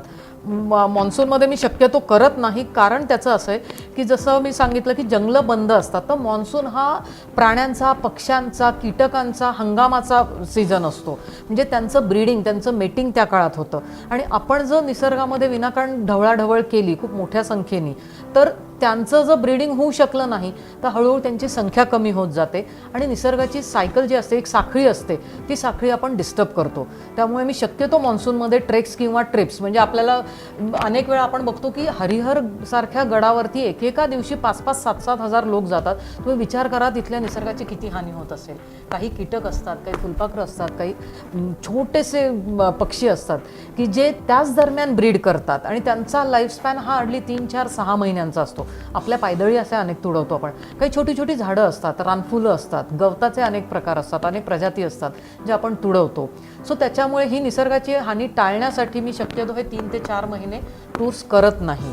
मग त्या काळामध्ये आपण देवदर्शनाला जाऊ शकतो. कारण गीताजी, मला इंटरप्ट करायला नक्कीच आवडेल की एवढ्या टूर्स पॅकेजचं काम आपण करतात, कमर्शियली बिझनेस करतात, पण निसर्गाचं पण थोडं भान ठेवतात. हॅट्स ऑफ तुम्हाला. येस, कारण कमी लोक असतील जे स्वतः निसर्गाचं जाणीव ठेवत असतील आणि सगळ्या गोष्टींचा विचार करून बिझनेस करत असतील, फार कमी लोक नक्कीच असतील. ॲडव्हेंचर आमच्या नावात आहे, आमच्या रक्तात आहे. त्याच्यामुळे ॲडव्हेंचर इंटेन्शन म्हणजे आपण टूरला जाताना काय उद्देशाने बाहेर पडलोय, एक्सपिरियन्स आणि रिस्पॉन्सिबल टुरिझम. म्हणजे आपण एक रिस्पॉन्सिबल किंवा म्हणजे सस्टेनेबल टुरिझम जर आपल्याला हवं असेल तर each and every one has to behave like a responsible tourist or traveller. आपण स्वतःची जबाबदारी नीट ओळखून जर फिरलो तर आपण कुठल्याही प्रकारे ज्या ठिकाणी जातोय त्या ठिकाणाला, तिथल्या कल्चरला, तिथल्या निसर्गाला हानी पोचवणार नाही. ह्याची संपूर्ण जबाबदारी ही प्रत्येक इंडिव्हिज्युअलची असते. आम्ही कुठल्याही टूरला जातो ना, तर ट्रेकला तर आम्ही लोकल फूडच खातो, परंतु टूरला सुद्धा जातो तर माझा पूर्ण कटाक्षाने प्रयत्न असतो की तिथल्या लोकल लोकांमध्ये जायचं, त्यांच्या घरी जाऊन त्यांची घरं बघायची, कशा रचना असतात, त्यांच्याबरोबर एक तरी जेवण घ्यायचं. ते जे घरात बनवतात तेच आपल्यासाठी बनवायला सांगायचं, त्यांच्याबरोबर एक जेवण घ्यायचं. घरोघरी काही व्यवसाय चालू असतात तर ते व्यवसाय बघायचे. ते आपल्याला म्हणजे त्यांच्याकडूनच डायरेक्ट आपण वस्तूंची खरेदी करायची. आपण अनेक वेळा खूप मोठ्या पोर्टल्सवरती, ऑनलाईन पोर्टल्सवरती वगैरे काही वस्तू बघतो. तुम्हाला विश्वास बसणार नाही, त्या वस्तू अतिशय छोट्या घरात बनलेल्या असतात. आता कच्छसारखं ठिकाण आहे की ज्या ठिकाणी वाळवंट आहे, वाळू आहे, रेती आहे आणि मिठाचं वाळवंट आहे की जिथे भाजीपाला होत नाही, कुठलेही बाकी व्यवसाय नाही आहेत. घरोघरी अगदी 5-6 वर्षाच्या मुलींपासून ते आजी आजोबांपर्यंत ते लोक ह्या कलाकुसरीच्या वस्तू बनवतात. मग ते क्ले वर्क असेल, मणी वर्क असेल किंवा लेदरचं असतं, पुठ्ठ्यांचं असतं, आरशांचं वर्क असतं. सो ह्यांना अक्षरशः 10-10 हजार वस्तूंच्या ऑर्डर एकेकाला प्रत्येक घरात मिळत असतात आणि ते लोक त्या वस्तू बनवताना आपण बघू शकतो. त्यांच्याकडून म्हणजे त्यांच्या गोधड्या वगैरे पण खूप फेमस आहेत, तर ते आपण तिथे बघू शकतो आणि डायरेक्ट त्यांच्याकडनं खरेदी करू शकतो. आता उत्तरेमध्ये फिरताना त्यांची जी वूल असते विशिष्ट प्रकारची, म्हणजे त्यांच्या मेंढ्या पण वेगळ्या असतात, तर त्या मेंढ्यांपासून काढलेल्या लोकरीचे ते ब्लँकेट्स बनवतात किंवा जॅकेट्स बनवतात, टोप्या बनवतात. तर अशा आम्हाला जाता येता घरोघरी दिसतात. मग त्यांच्याकडे जायचं, त्यांचं हातमागाचं काय आहे ते समजून घ्यायचं आणि त्यांच्याचकडनं वस्तू घ्यायची. कित्येकदा तर असं होतं की त्यावेळेला तयार नसतं, मग मी त्यांना एक टोकन देऊन ठेवते, त्यांना सांगते ह्या पत्त्यावर पाठवून द्या. लोक आमचे ट्रेकला येणारे खरेदी करतात आणि मग उरलेली रक्कम आम्ही त्यांना पाठवून देतो. किंवा बऱ्याच वेळा काही लोक तर इतके दिलदार असतात ना, 100% ॲडव्हान्स देऊन टाकतात की हे पैसे कुरिअरचे पण घेऊन ठेवा, तुम्ही आम्हाला आमच्या घरी कुरिअर करा. कारण अनेक वेळा इतक्या अंतर्भागात आम्ही असतो की तिथे अजिबात फोनला रेंज नसते. मग त्याच्यामुळे नंतर पण त्यांना पैसे कसे पाठवायचे हा प्रश्न असतो. मग त्यांनाही ते सांगितलेलं असतं की ज्या वेळेला तुम्ही मोठ्या गावामध्ये जाल जिथे पोस्टाची सुविधा अवेलेबल आहे, अशा वेळेला आम्हाला पोस्टाने पाठवून द्या. सो कुठल्याही ठिकाणी जाताना आहे ना, लोकल इकॉनॉमीला कशी चालना मिळेल हा आमचा उद्देश असतो. मग तिथलं लोकांच्याकडे जाऊन फूड त्यांचं बरोबर त्यांचं अन्न खाणं, मग त्याच्यामध्ये आपल्याला आपण समृद्ध कसे होतो की जे आपण म्हणतो की ज्या ठिकाणी आपण जातो तिथलं खाल्ल्याने त्रास होत नाही. आणि ती गोष्ट अगदी खरी आहे. कडक बर्फ असलं सगळीकडे तरी तिथलं जर अन्न आपण खाल्लं ना तर तुम्हाला ना थंडीचा त्रास होतो ना पोट बिघडण्याचा त्रास होतो. त्याच्यामुळे त्यांच्या अंगणामध्ये ज्या पालेभाज्या आहेत किंवा त्यांच्या शेतात पिकलेली जी कडधान्य त्यांनी साठवून ठेवलेली आहेत ती कडधान्य आपण खाल्ली की तुम्हाला कधीही त्रास होणं शक्य नाही. नक्कीच नीताजी, म्हणजे तुमच्याशी संवाद साधताना जाणवत आहे की तुम्ही निसर्गासोबत, माणसांसोबत, लोकांसोबत कनेक्टिव्हिटीचं काम इतकं सुंदर करत आहात. खूप छान काम तुमचं चालू आहे. या संपूर्ण प्रवासामध्ये नक्कीच मला विचारायला आवडतं तुम्हाला की खूप सारे हॅपीस्ट मोमेंट असणारच आहे, तर त्यातला एखादा मेमोरेबल असा कोणता मोमेंट आहे तुमच्या लाईफमध्ये? मेमोरेबल पण खूप आहेत. आनंदाचे क्षण खूप मला या व्यवसायाने खूप खूप दिले, या व्यवसायाने आणि आपल्या देशाने. पण आता इमिडिएटली मी गेल्या वर्षीचाच एक अनुभव सांगेल. गेल्या वर्षी नवरात्रीमध्ये मला आणि माझ्या मुलींना एकत्र फिरायला आजकाल खूप कमी वेळ मिळतो, कारण त्यांचं शिक्षण असेल किंवा त्यांचे स्वतःच्या काही व्यवधानं असतात, त्याच्यामुळे एकत्र आम्ही बऱ्याच दिवसात फिरलो नव्हतो. म्हणून मग नवरात्रामध्ये मी मथुरा, वृंदावन, गोवर्धन, गोकुळ या ठिकाणी आम्ही एक 5-6 दिवस तिघीजणी फिरत होतो. सो नवरात्र सुरू होतं आणि नवरात्रीमध्ये 2 कुमारिका आपल्याला आयत्या मिळत आहेत हे असं तिथे आलेल्या भाविकांनीच त्यांची तिथल्या तिथे थोडी पूजा करून किंवा आनंदाने त्यांना काहीतरी भेटवस्तू देऊन, भेटवस्तू म्हणजे त्यांच्याकडे त्यावेळेला अक्षरशः काही नव्हतं, पण 50 रुपये का होईना त्या मुलींच्या हातावर ठेवले. आणि माझ्या मुली आता तशा बऱ्याच मोठ्या आहेत, 20 आणि 23 वय आहे त्यांचं, म्हणजे अगदी लहान असताना कुमारिका म्हणून सगळीकडे जाणं व्हायचंच त्यांचं. पण तेव्हा सुद्धा की नवदुर्गा में हमको कुमारिका पूजने को मिल रही है याचा आनंद त्या पर्यटकांना जो व्हायचा. आणि मथुरेमध्ये, वृंदावनमध्ये तो खूप छान आनंद, म्हणजे आमच्यासाठी सरप्रायझिंग होतं की एवढ्या लांब परक्या राज्यामध्ये आपल्याला असे काही अनुभव मिळत आहेत. किंवा त्यावेळेला आम्ही यमुनेची आरती ज्या वेळेला हे करत होतो त्यावेळेला त्यांनी बघितलं की 3घीच जणी महिला आहेत आणि खूप गर्दी होती, तर तिथल्या पुजाऱ्यांनी पटकन आम्हाला वरती बोलून एकदम एका छान ठिकाणी उभं केलं. म्हणे दीदी यहाँ पे रुको, यहाँ से सब अच्छा दिखेगा. आणि दिसलं तर सुंदरच आम्हाला. त्यांनी अक्षरशः आरती घेतो आपण तर ते आरती, आणि त्यांची म्हणजे खूप मोठे असते असे, म्हणजे प्रचंड मोठं आरतीचं ताट म्हणतच नाही आपण, ते अशी उभी आरती असते, तर ते आणून दिलं. मग म्हणजे अशी स्पेशल ट्रीटमेंट वाटली. वास्तविक आमची काहीही ओळख नव्हती, त्यांनाही माहीत नव्हतं की हा माझा व्यवसाय. म्हणजे बऱ्याच वेळा कसं असतं, व्यवसाय कळल्यानंतर परत यांनी आपल्याकडे यावं या उद्देशाने काही लोकांचं वर्तन तसं असू शकतं, पण काहीही कारण नसताना हे ज्या वेळेला आपल्याला अशी छान ट्रीटमेंट मिळते ना त्यावेळेला जाणवतं माझा देश जगातला सगळ्यात सुरक्षित देश आहे आणि सगळ्यात सुंदर देश आहे. क्या बात आहे, कारण तुमचं उद्देशच ते आहे, जिज्ञासाला घेऊन तुम्ही चाललेला आहात, त्यामुळे तुम्हाला नक्कीच सगळे अनुभव चांगले आहेत. ह्या सगळ्या प्रवासामध्ये तुम्हाला नक्कीच अनेकांची साथ मिळाली, पण तरीसुद्धा तुमच्या लाईफमध्ये असं कोण आहे ज्यांच्यामुळे खूप जास्त तुम्हाला सपोर्ट मिळाला सगळ्या बिझनेससाठी तुमच्या? येस, बिझनेससाठी सपोर्ट माझ्या कुटुंबियांचा आहे, माझ्या मुलींचा खूप जास्त आहे. आणि बेसिकली मी ॲडव्हेंचरमध्ये आले हे केवळ माझ्या आईवडिलांच्यामुळे शक्य झालं, कारण 90 साली 15 वर्षाच्या मुलीला कुठेतरी कोणातर बरोबर, म्हणजे अनोळखी नव्हते निश्चितच, पण इतर मुलांबरोबर डोंगरदऱ्यात पाठवणं हा खूप बोल्ड डिसिजन होता त्या काळी सुद्धा. म्हणजे हा धाडसी निर्णय त्यांनी घेतला नसता तर मी एवढी धाडसी झाले नसते त्यामुळे, आणि मी एक साहसी पर्यटनाची स्वतःची कंपनीसुद्धा उभारू शकले नसते. त्यामुळे सगळ्यात आधी तर माझ्या आईवडिलांचे मनापासून आभार की त्यांच्यामुळे मी ह्याच्यामध्ये आले. मी माझं प्रॉपर ट्रेनिंग ह्याच्यामध्ये घेतलेलं आहे. I am a trained and certified trekker and mountaineer. So त्यांनी जर मला त्यावेळेला परवानगी दिली नसती किंवा माझ्या पाठीशी उभे राहिले नसते तर मी एकदम सरदोपट कुठेतरी चांगल्या पदावर नोकरी करत असते. त्या पलीकडे काही नाही, कारण मी स्वतः कम्प्युटर पोस्ट ग्रॅज्युएट आहे आणि सिस्टम्स मॅनेजमेंटमध्ये MBA केलेलं आहे. त्याच्यामुळे मला नोकरीच्या संधी चांगल्याच होत्या. मी नाशिकला आल्यावर सुद्धा 10 वर्ष मी एका कंपनीमध्ये रिजनल मॅनेजर म्हणून काम केलं. उत्तर महाराष्ट्राचे 9 ते 10 जिल्ह्यांचं काम माझ्याकडे होतं. सो पश्चिम आणि उत्तर महाराष्ट्राचं. सो हे मी म्हणजे रुटीनचं काम मी कधीही करू शकले असते, पण म्हणजे आपल्यातला आतला आवाज जो असतो ना तो शांत बसू देत नाही. जसं 2014 साली झालं की माझ्या मोठ्या मुलीच्या निमित्ताने मी ट्रेकला सुरुवात केली आणि मग लिटरली माझं मन 4 भिंतीत रमेच ना, मग मी नोकरी सोडून दिली. आणि प्रवास जसा चालू आहे तसं तुमच्याशी संवाद साधताना, गप्पा मारताना कुठे थांबवूच नाही असं वाटतंय. आणि कदाचित तुमच्याकडे येणारे जे काही टुरिस्ट किंवा जे काही तुमच्याकडे येणारे सगळे ग्राहक असतील त्यांना तुम्ही इतकं छान समजून सांगत असाल ना की त्यांना सगळी क्लॅरिटी असेल की आपण नेमकं कुठे जातोय, काय येस पद्धतीने परत येणार आहोत. म्हणजे आपल्याला पण जर का एखादा टूर प्लॅन करायचा असेल, एखाद्या ट्रेकवर जायचं असेल किंवा एखाद्या ॲडव्हेंचर करायचं असेल तर नक्कीच आपण जिज्ञासाला संपर्क साधायचा आहे. कॉन्टॅक्ट नंबर दिलेला आहे, पण लगेच नीता वैद्यांना संपर्क साधा आणि आत्ताच लगेच बुकिंग करून घ्या. जाता जाता एकच प्रश्न मला विचारायचा आहे, प्रश्न म्हणता नाही सांगायचं आहे की आमचे सप्रेम मराठीचे जे काही लाखो प्रेक्षक आहेत त्यांना आपण काय संदेश देऊ इच्छिता?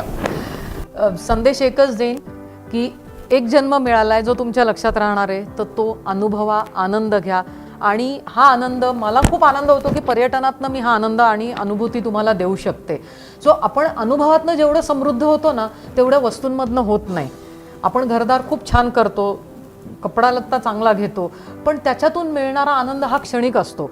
ज्यावेळेला तुम्ही एखादी चांगली टूर करता, मग ती कोणाबरोबरही असो, तुम्ही नुसतं तुमच्या कुटुंबियांना घेऊन नाशिक तर आपण एवढे इतके नशीबवान आहोत की घरातनं बाहेर पडले की अर्ध्या तासात आपल्याला निसर्ग आणि डोंगर बघायला मिळतो. सो ह्या सुद्धा गोष्टी आपल्याला जास्त काळ आनंदात ठेवतात. इन्स्टेड की आपण एक वस्तू विकत घेतली की छान तर तेवढ्यापुरतं छान वाटतं. म्हणजे गरजा तर आपल्याला आहेच प्रत्येकाला, पण अनुभवांचं गाठोडं वाढवा, आनंदाचं गाठोडं आपोआप वाढेल. खूप खूप छान वाटलं नीताजी, आपण या आमच्या स्टुडिओमध्ये आलात आणि स्वयंसिद्धाला भेट दिली आणि स्वयंसिद्धाच्या माध्यमातून तुमचा प्रवास उलगडता आला आणि लोकांपर्यंत आपल्याला हा संपूर्ण प्रवास पोहोचवता आला आणि जिज्ञासाचा प्रवास खऱ्या अर्थानं पोहोचता आला. आणि म्हणून असं वाटतं की आता जे बघत असतील आमचा व्हिडिओ, तर प्रत्येकाच्या मनात आलं असेल की लगेच कॉल करावं आणि लगेच पण बुकिंग करून घ्यावं. सो बी रेडी, तुम्हाला भरपूर कॉल आता येणार आहेत आणि लगेचच आणि नक्कीच जसा आनंद नीताजी घेतात आहेत तसा आपण सुद्धा आनंद घ्या. Thank you so much. नमस्कार.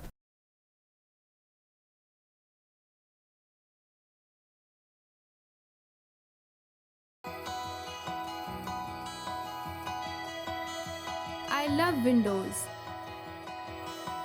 I love style. I love quality. Certainly you will love them because we provide you the reason to do so. We are window expert, fenestration professionals. The perfect blend of the state-of-art machinery and fine craftsmanship produces the real masterpiece to decor your home with. Proper customer guidance, pre-job discussions, and quality inspection enables us to offer the real customer satisfaction. With our high quality standards and pristine business ethics, we are the leading manufacturers of system sliding windows in Nasik. We are Window Expert.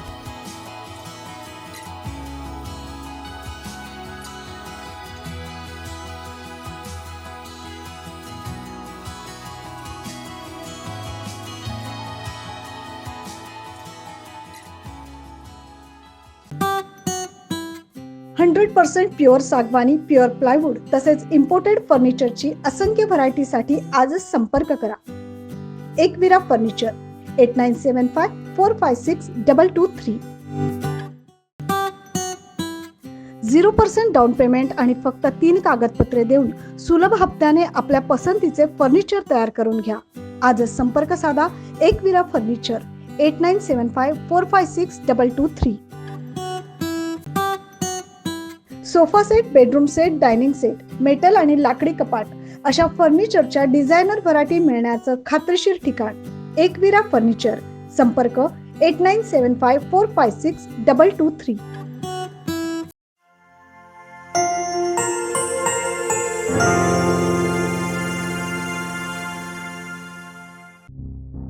Maratha समाज आंदोलनकर्ते मनोज जरांगे मुंबईत दाखल.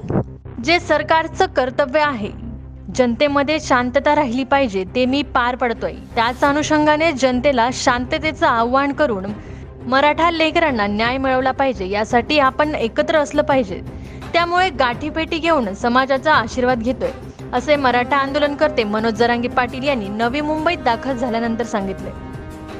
राजकारण हा विषय मी बघत नाही. पूर्ण महाराष्ट्र मराठ्यांचा बालेकिल्ला आहे. जिथे मराठा आहे तिथे आम्ही जाणार, लोकशाहीच्या मार्गाने कार्यक्रम घेणार, असे मनोज जरांगे पाटील यांनी त्यावेळी सांगितलं. मनोज जरांगे पाटील यांची पुढील सभा पुण्यात होणार असून 22 तारखेला पुढची दिशा ठरवणार असल्याचे त्यांनी सांगितले.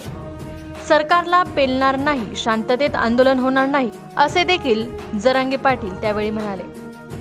सरकारचं कर्तव्य शांतता राहिली पाहिजे, ते मी पार पाडतो. जनतेला शांततेचं आवाहन करून आपल्या लेकरांना न्याय मिळाला पाहिजे म्हणून आपण एकत्र असलं पाहिजे, हे काम करतोय. उलट गाठीभेटी घेऊन समाजाचा आशीर्वाद घेतो, याच्या पलीकडे काय उद्देश आहे? आज पवारांच्या बालेकिल्ल्यात जाणार आहात, काय घेऊन? बालेकिल्ल्याचं काय राजकारण हा विषय मी बघत नाही. पूर्ण महाराष्ट्रात मराठ्यांचा बालेकिल्ला आहे, असं काय नसतं. बालेकिल्ला काय ते, जिथं मराठा तिथं आम्ही जाणार आणि लोकशाहीच्या मार्गाने कार्यक्रम घेतो. आरक्षण नाही मिळालं तर तुमची भूमिका काय असली इथून पुढची? 22 तारखेला आम्ही डिक्लेअर करतो आम्ही आंदोलनाची कोणती दिशा करू. फक्त एक सांगतो, सरकारला पेलणार नाही, शांततेचं आंदोलन होणार. तुम्ही हे जे बोलताय सरकारला पेलणार नाही, झेपणार नाही, नक्की यामागचं कारण काय करणार तुम्ही? कारण सुद्धा त्यांनाच माहिती. त्यांनी आमच्याकडून वेळ घेतलेला त्याचं कारण पण ठरलंच पाहिजे. सरकारमुळेच आमचे बळी पडायला लागले. तसंच समाजाला मी पाहिजे आव्हान बापा हो, भावांनो, आरक्षण मिळणार आहे घेतल्याशिवाय सोडणार नाही. खूप वर्ष दमणार, थोडे दिवस आणखी जमणार. पुन्हा पुन्हा सांगतो, तुमच्या पायात हात पण सांगतो, जर थोडंच कमी व्हायला लागलं, बळी घायला लागले, आत्महत्या करायला दमदार मिळेल, आपण घेतल्याशिवाय सोडणार नाही. परंतु हे सगळं पाप सरकारला आमची किती मुलगे पाडायचे नाही. किमान आता आमच्या एका बंधूनं आत्महत्या केली, तो आमच्या राहतो नाहीच एक समजा कमी झाला, त्याला पूर्ण जबाबदार सरकारनं आता तरी त्या भावाचं बलिदान व्हायला जाऊ दे. सरकारनं तातडीनं मराठा आरक्षणाचा निर्णय आता घ्यावा. 24 तारखेच्या नंतर होणारं शांततेचं आंदोलन सरकारला परवडणार नाही आणि आम्ही हे बलिदान आता व्हायला जाऊ द्या. त्यांनी जी सुसाईड नोट दिली होती त्याच्यामध्ये तुम्हाला संबोधून एक लेटर लिहिलेलं आहे. 15 मिनिटापूर्वी कळले. मी आता लगेच फोन लावणार आहे सर, त्या कुटुंबाशी लगेच बोलणार आहे आता 10 मिनिटं. परंतु मी पुन्हा सांगतो की भाऊ आत्महत्या करू. सरकार आपलं मुद्दाम बळी घेतं.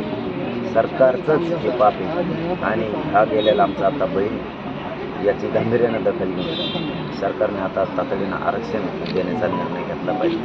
ते आमच्या भावाचं स्वप्न पूर्ण करा, आमचे मुलगे पूर्ण. सर, आपण जे आवाहन मराठा समाजाला केलेले आहे आणि जे अल्टिमेटम दिलेलं आहे 24 तारखेपर्यंतचं, तेच अल्टिमेटम आणि तेच आवाहन त्यांनी देखील आपल्या सुसाईड नोटमध्ये केलेलं आहे आणि 24 तारखेला सगळ्यांनी खूप मोठ्या संख्येने हजर राहा, आपल्याला आरक्षण पाहिजे असं म्हणून त्यांनी आपला जो संसार आहे तो देखील बाजूला ठेवला आणि आत्महत्या केली. अशी अनेक आत्महत्या आत्तापर्यंत झाल्या. सगळ्या आत्महत्येला जबाबदार कोण, काय वाटतं आपल्याला? फक्त सरकार जबाबदार. आमच्यावर ही वेळ येतच नाही. तुम्ही जर आमचा आरक्षणाचा हक्काच असणारा जर विषय ताबडतोब दिला तर आमचे बळी पाडणार नाही. हे बळी पाडायला हे सरकार जबाबदार याला. या सरकारनं आता मराठा समाजाचा अंत पाहायला नाही पाहिजे. कारण होणारे आंदोलनं आम्ही हे झालेले बळी हे व्हायला जे आमचे बलिदान व्हायला जाऊ देणार नाही. 24 तारखेच्या नंतर होणारं शांततेचं आंदोलन सरकारला मात्र आता सुट्टी देणार नाही. कारण आम्ही ते बलिदान व्हायला जाऊ देणार नाही. पण मराठा समाजाला पुन्हा सांगतो, खूप असं ऐकल्याच्या नंतर खूप वेदना होतात आणि ह्या वेदना तुम्ही थोडे दिवस सहन करा. आरक्षण घेतल्याशिवाय आणि आरक्षण तुम्हाला मिळून दिल्याशिवाय माझा पाया पडून सांगतो, तुम्ही आत्महत्या करू नका. ज्या तरुणानं आत्महत्या केली, आता तुमचा दौरा सुरू आहे मुंबईमध्ये दादा, आम्हाला दुःख आहे. हे विठ्ठल का कुणी पाठवणार नाही. आमचा माणूस गेला तो डबल येणार नाही आता आम्हाला. हे सगळं सरकारचं पाप, ही सगळी जबाबदारी सरकारने आता तातडीनं आरक्षण द्या. 24 तारीख आता उजळ देऊ नका. आमच्या त्या भावाचं अधुरं स्वप्न मराठा आरक्षणाचं ते पूर्ण करा. पण आम्ही मराठी ते बलिदान वाया जाऊ देणार. सप्रेम मराठी ब्युरो रिपोर्ट, नाशिक.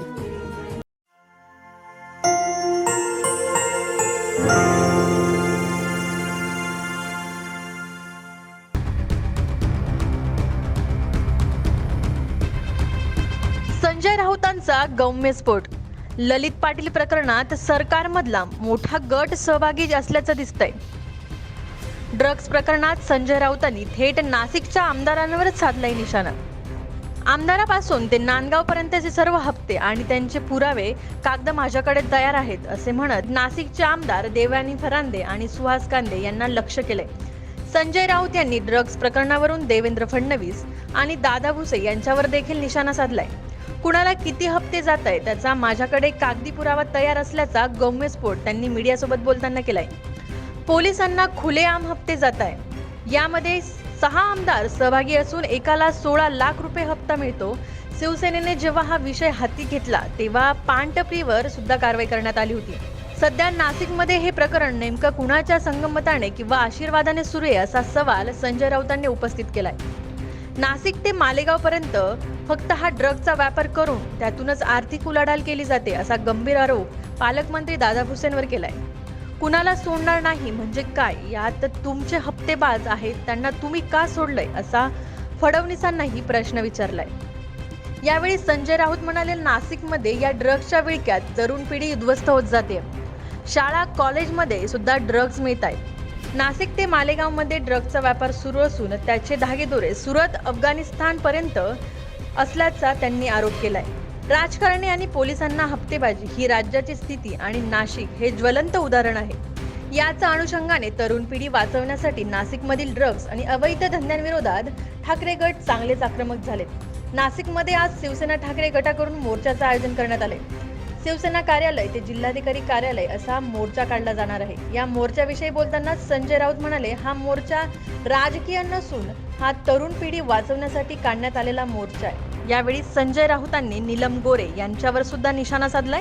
ललित पाटील ड्रग्ज प्रकरणी शिंदे गटाच्या नीलम गोरे यांनी उद्धव ठाकरेंसह संजय राऊतांवर गंभीर आरोप केले. ललित पाटीलने अद्यापही ठाकरेंच्या शिवसेनेचा राजीनामा दिला नसल्याचा आरोप नीलम गोरे यांनी केलाय. या आरोपानंतर यावर संजय राऊत म्हणाले, नीलम गोरेंना पण हप्ता जातोय का, असा सवाल त्यावेळी त्यांनी केलाय. आमचा मोर्चा हा अंमली पदार्थाच्या या शहरातल्या व्यापाराविरुद्ध आहे, ड्रगच्या रॅकेटविरुद्ध आहे आणि सामाजिक हितासाठी. अर्थात हा कायदा सुव्यवस्थेचा प्रश्न आहेच. ह्याच्यामुळे शहरातली कायदा सुव्यवस्था धोक्यात आहे. कोयता गँगसारख्या गँग्स निर्माण झाल्या, त्या नशेच्या बाजारातूनच निर्माण झाले.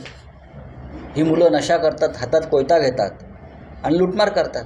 हे का पोलिसांना माहीत नाही, पण पोलीससुद्धा झाले आहेत मिंधे. पण एक सांगू का, 2024 नंतर या सगळ्या पोलीस अधिकाऱ्यांना आरोपीच्या पिंजऱ्यात उभं राहावं लागतं. डरपोक लोक आहेत आणि सगळे मिंधे आहेत सगळ्यांच्याच पैशाला. सुषमा अंधारे आमचे उपनेते आहेत, महिला नेते आहेत.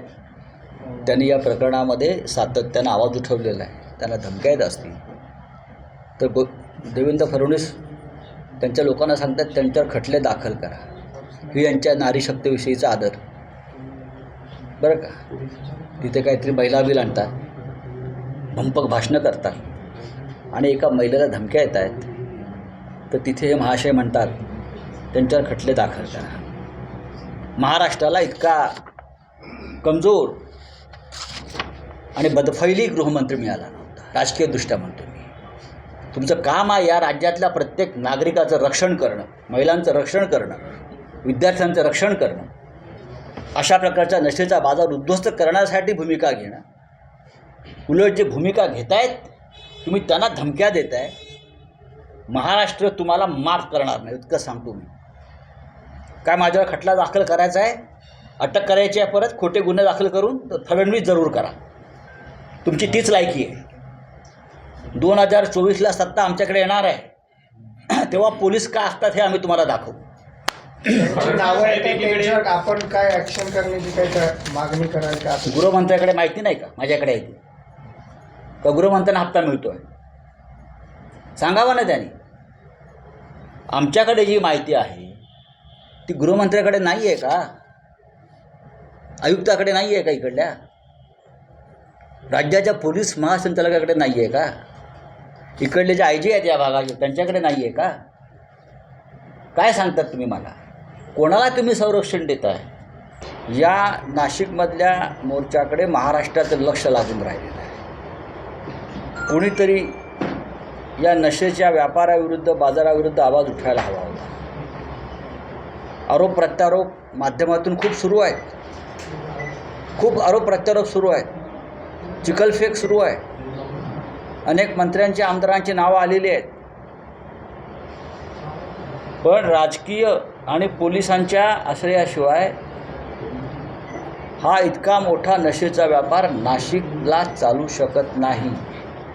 काल रात्रीच माझ्याकडे अत्यंत महत्त्वाच्या सूत्रांनी एक कागद दिला. तो कागद वाचून मला धक्का बसला. मी हे काल जे 1-2 लोक पकडले आहेत त्याच्याविषयी बोलणारच नाही मी. ते मोहरे आहेत. नाशिक आणि आसपासचा जो नशेचा व्यापार आहे, जो मालेगावपर्यंत ते सूत्र आहेत, तो फक्त या 1-2 हातात नाही आहे. हे खूप मोठं आंतरराष्ट्रीय रॅकेट आहे. इकडल्या राजकारण्यांना, खास करून काही मंत्री आणि आमदारांना हप्त्याचे आकडे किती मिळतात हे मला पोलिसांच्या सूत्राने एक कागद पाठवला. मला धक्का बसला. ललित पाटीलचा मित्रपरिवार आणि त्याचे सहकारी हे विधानसभेपर्यंत आहेत. काल 2 महिलांना इथे अटक झाली. पण ललित पाटीलच्या मैत्रिणी विधानसभेपर्यंत आहेत, ज्यांना इथून हप्ता जात होता. त्या हप्त्याचे आकडे हे 10 लाखाच्या 15 लाखाच्या वर आहेत महिन्याला. नांदगावपर्यंत त्याचे धागेदोरे आहेत. ज्या ड्रग्स रॅकेटमध्ये या राज्य सरकारचे सत्तेतले आमदार सहभागी आहेत, मंत्र्यांवरती आरोप झालेले आहेत, पोलिसांवरती आरोप आहेत. त्यांनी शिवसेनेनं मोर्चाची घोषणा करताच कारवाईला सुरुवात केली. आपण पाहिलं असेल, जेव्हा शिवसेनेनं हा प्रश्न इथे हातात घेतला तेव्हा हॉटेलवर धाडी, शाळा कॉलेजच्या आसपासच्या पानटपरांवर धाडी हे प्रकार सुरू झाले. पण कालपर्यंत ह्या सगळ्या अड्ड्यावरून त्यांना हप्ते मिळत होते. हे आता जगजाहीर झालेलं आहे. ज्या आरोपींना अटक केलेली आहे त्याच्या संदर्भात पोलीस काय निर्णय घेतील, पण फक्त नाशिक आणि मालेगावपर्यंत जो ड्रग्सचा नशेचा व्यापार आहे तो फक्त एका दोघांच्या नियंत्रणाखाली नसून त्याचे धागेदोरे गुजरातपर्यंत पोचलेले आहेत, त्याचे धागेदोरे इंदूरपर्यंत पोचलेले आहेत.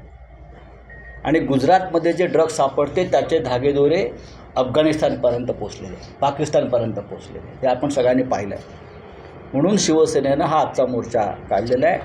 आम्ही खरं म्हणजे सगळ्यांना आवाहन केलं होतं, कारण तरुण पिढी, शालेय पिढी ही या ड्रग्सच्या विळख्यात सापडली किंवा त्यांना ओढलं जात आहे त्यांच्या व्यापारासाठी.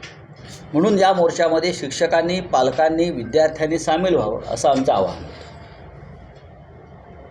आणि अनेक शैक्षणिक संस्था चालक यांनी आम्हाला आमचं अभिनंदन केलं की आम्ही आमचे विद्यार्थी हातामध्ये नशेविरुद्ध चळवळीचे प्लेकार्ड्स घेऊन पाठवू.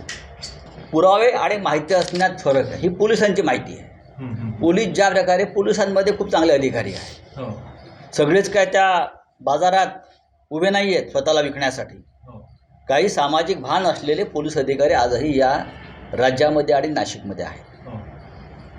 आज त्यांनी जरी नाशिकच्या बाहेर असले ते तरी त्यांच्याकडे माहिती असते नाशिकविषयी. त्यांनी नाशिकमध्ये अनेक वर्ष काम केलं. इकडल्या लोकप्रतिनिधींना, सत्ताधारी पक्षाच्या आणि पोलीस अधिकाऱ्यांना या ड्रग्सच्या व्यापारातून, उलाढालीतून मासिक कसे हप्ते मिळत आहेत ही सगळी माहिती पोलिसांकडे या क्षणी आहे. पुरावे कसले शोधताय तुम्ही? विरोधकांच्या बाबतीत कारवाया करताना तुमच्याकडे पुरावे नसतात, असतात का? आता आपण मालेगाव, नांदगाव हे दोन्ही तालुक्यांचं नाव घेतलं. नेमकं आपला रोग कोणाकडे? कळेल ना. समझने वालों को इशारा काफी आहे. साहेब, आपण आता नीलम गोरेंवर देखील टीका केली, परंतु तुम्ही संपर्क नेते आहात नाशिकचे. आहे ना संपर्क नेते. तुम्ही जर त्याला तपासून घेतलं नसतं कोणाला? ललित पाटीलला, शिवसेनेचा पदाधिकारी. हे पहा, जर नीलम गोरेंना आम्ही तपासून घेतलं असतं तर आमच्यावरती वेळ आली नसती. तपासून काय, या बाईंना आम्ही तपासून घेतलं का? खरं म्हणजे उद्धव ठाकरे साहेबांनी तपासून घ्यायला पाहिजे होतं. अशा बायांना ज्या 5-5 वेळा शिवसेनेकडून आमदार होतात आणि बेईमानी करतात आणि आम्हाला ज्ञान देतात, ह्यांची कोणीतरी तपासणी तेव्हा केली असती. या सगळ्यांची जो आणला गेला मला काय माहीत नाही. तेव्हा संपर्क प्रमुख, त्यांनी म्हटलं संपर्क प्रमुखांना माहीत पाहिजे. तेव्हा जे संपर्क प्रमुख होते त्या त्यांच्याच पक्षात आहेत, म्हणजे एकूण शिंदे गटात आहेत तेव्हाचे संपर्क प्रमुख. फोटोमध्ये जर आपण पाहिलं असेल त्या प्रवेश घेताना दादा भुसे आणि अजित बोर, कोण तो अजय बोरस्ते ना, काय त्याचं नाव? अजय बोरस्ते का कोणतरी इकडला आहे. हे दोघे आहेत. हे दोघे या सरकारमध्ये. सांगा त्या बाईंना. सर, तुमच्याकडे जी लिस्ट आलेली आहे किंवा जो कागदपत्र पोलिसांनी दिलेली आहे ते किमान प्रेस समोर तरी काही नावं तरी तुम्ही तिथे कोणाला किती करून त्याच्याकडे एका आमदाराला 16 लाख हप्ता मिळतो इकडल्या. असे 6 आमदार आहेत. हे रॅकेट मोठं असू शकतं का? हे रॅकेट मोठंच आहे. हे रॅकेट साधा आणि सोपं नाही. देवेंद्र फडणवीसांनी फार शहाजोगपणा करू नये. त्यांनी आपली प्रतिष्ठा सांभाळावी. गृहमंत्री म्हणून, राज्याचे माजी मुख्यमंत्री, आजचे उपमुख्यमंत्री, पण त्यांना फ्रस्ट्रेशन आहे प्रचंड, मला माहिती आहे. मी त्यांची वेदना समजू शकतो, त्यांचं दुःख समजू शकतो. त्यांच्या चेहऱ्यावरचे जे सध्याचे जे हावभाव आहेत ते नकली आहेत. त्यांच्या मनातला जो उलथापालथ मला माहिती आहे. कधी काळ आम्ही मित्र होतो, चांगले एकमेकांचे सहकारी होतो, आजही आहोत. राजकारणामध्ये अशा प्रकारे टोकाच्या भूमिका घ्यायच्या नसतात, ही आमची भूमिका आहे बाळासाहेब ठाकरेंपासूनची. तुम्ही घेतलेली आहे ती, तुमच्यावर लादलेलं आहे ते. पण तुम्ही महाराष्ट्राचं हित दुर्लक्षित करून निर्णय घेऊ नका. आपण या राज्याचे गृहमंत्री आहात, या राज्याचे नेते आहात. तुम्ही अशा विषयात तरी राजकारण करू नका आणि खांदे उडवून बोलवू नका. आम्हालाही खांदा द्यायला आमचे खांदे आहेत तुम्हाला खांदा देण्यासाठी, हे लक्षात घ्या. आणि विद्यार्थ्यांनी या मोर्चात सहभागी होऊ नये असे आदेश दिले संस्था चालकांना. म्हणजे विद्यार्थ्यांनी नशेच्या आहारी जावं. शैक्षणिक संस्थांच्या गल्लीमध्ये पानटपरीवर जे ड्रग्स मिळते आहे, तर ड्रग्सला आमचं समर्थन आहे, पाठिंबा आहे. ही अशी शैक्षणिक अधिकारी काय चाललं आहे? तुम्हाला विद्यार्थ्यांना एक दिशा देण्याचं काम आम्ही करत होतो की आपण आपल्या आसपास आपला मित्रपरिवार जर यात कुठे दिसत असेल तर तुम्ही कळवा, पोलिसांना कळवा, आपल्या कुटुंबांना कळवा. पण सरकारने पत्रक काढले आणि त्यासाठी कलेक्टरकडे बैठका घेण्यात आल्या. आणि त्या बैठका घेण्यासाठी महाराष्ट्राच्या विधान परिषदेच्या ज्या बाई आहेत, काय येतं नाव आता आमच्याकडे होताना पळाला, कोणत्या, त्या उपसभापती आहेत, त्या बैठक झाली ना. का तर विद्यार्थ्यांना या मोर्चात सहभागी करून घेऊ नका. तुमचा संबंध काय? आपण एक महिला, अनेक बहिणी, अनेक माता, त्यांच्या घरातली मुलं, भाऊ या विळख्यात सापडले आहे. आणि आपण इतक्या क्रूरपणे कलेक्टरकडे जाऊन तुमचा संबंध काय राजकारणाशी? आपण एका अशा खुर्चीवर बसलेला आहात ज्याला राजकारणाचं वारं लागू नये असं आम्ही म्हणतो. सभापतीच्या खुर्चीवर आपण बसल्या, ती तुमचं काम नाही आहे. पण त्या बाईंनी इथे नाशिकला येऊन कलेक्टरकडे बैठक घेऊन या मोर्चाच्या संदर्भात शाळा कॉलेजच्या मुलांनी सहभागी होऊ नये असे आदेश देतात. कोणता अधिकारात आदेश देत आहे तुम्ही? तुम्ही राजकारणात पडताय इकडल्या, तुम्ही राजकारण करताय. या बाईंना हे सगळे नियम माहिती आहेत, पण पक्षांतराचे नियम माहीत नाहीत. या बाईने पक्षांतर केलं आहे. एका पक्षाच्या तिकिटावर निवडून आलेल्या आहेत, त्यांना तो पक्षांतराचा कायदा माहीत नाही का? आणि दुसऱ्या पक्षात गेल्या, हा नियम त्यांना माहीत नाही पक्षांतराचा. पण आम्ही जो लढाई इथे सुरू केली या महाराष्ट्रात, म्हणजे तुम्ही ड्रग्स रॅकेटचा सदस्य आहात का? तुम्ही त्या ड्रग्स रॅकेटच्या सदस्य आहात का हे सांगा. तुमचा पाठिंबा आहे का या नशेच्या बाजाराला हे सांगा. तुम्ही कसे काय जाऊन कलेक्टरकडे अशा प्रकारच्या बैठका घेऊन तुम्ही राजकीय विधानं कशी करू शकता? त्याच्यामुळे महाराष्ट्र सरकारसुद्धा या नशेच्या बाजारामध्ये गुंतलं आहे का? सध्याच्या सरकार म्हणजे खोके सरकार आहे. त्या खोक्यांमध्ये ते खोके भरण्याचा वाटा या नशेच्या व्यापाराने उचलला आहे का अशी शंका आम्हाला येते. म्हणून आजचा मोर्चा आहे आणि हा मोर्चा जोरात निघेल. आणि फक्त मोर्चा काढून आंदोलन संपणार नाही. जर हे थांबलं नाही तर शिवसेना रस्त्यावर उतरल्याशिवाय राहणार नाही. मोठं नेक्सस उघड झालेलं आहे.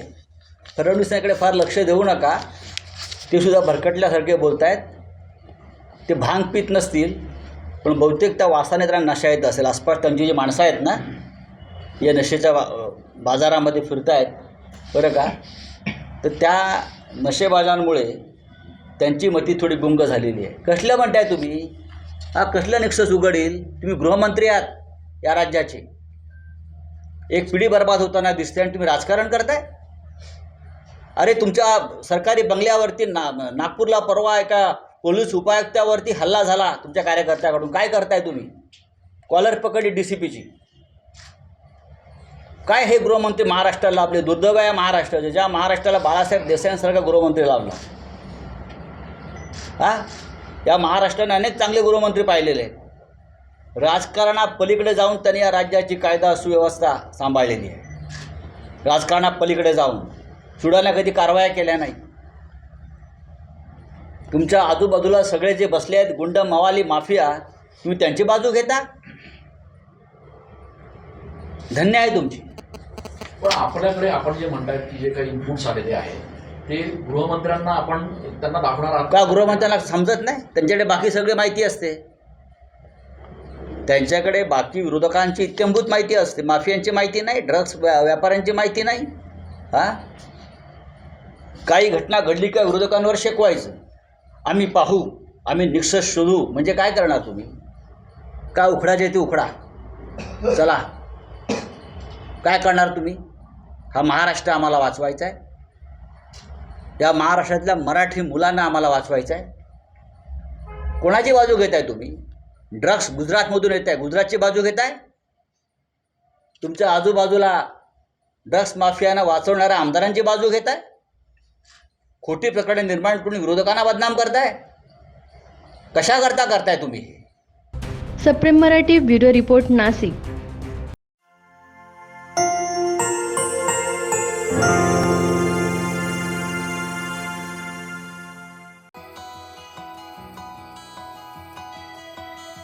I love windows. I love style. I love quality. Certainly you will love them because we provide you the reason to do so. We are window expert, fenestration professionals. The perfect blend of the state-of-art machinery and fine craftsmanship produces the real masterpiece to decor your home with. Proper customer guidance, pre-job discussions, and quality inspection enables us to offer the real customer satisfaction. With our high quality standards and pristine business ethics, we are the leading manufacturers of system sliding windows in Nasik. We are Window Expert.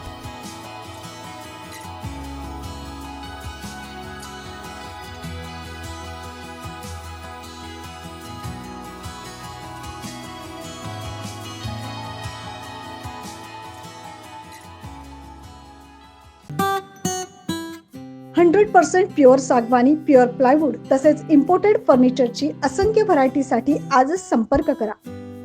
Ekvira furniture 8975456223. 0% down payment आणि फक्त 3 कागदपत्रे देऊन सुलभ हप्त्याने आपल्या पसंतीचे furniture तयार करून घ्या. आजच संपर्क साधा. Ekvira furniture 8975456223. Sofa set, bedroom set, dining set, metal आणि लाकडी कपाट अशा फर्निचरच्या डिझायनर व्हरायटी मिळण्याचं खात्रीशीर ठिकाण एकविरा फर्निचर.